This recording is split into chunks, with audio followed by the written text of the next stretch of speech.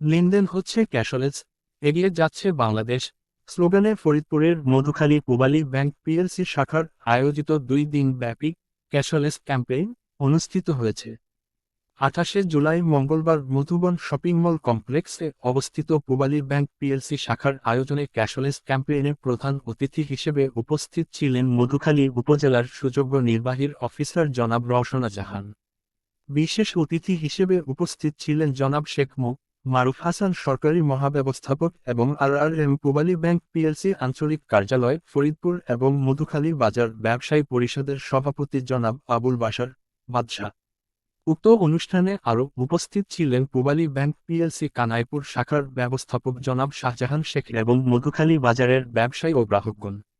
উক্ত অনুষ্ঠানে সভাপতিত্ব করেন পূবালী ব্যাংক পিএলসি মধুখালী শাখার ব্যবস্থাপক ও সিনিয়র প্রিন্সিপাল অফিসার জনাব আইরিন পারভিন।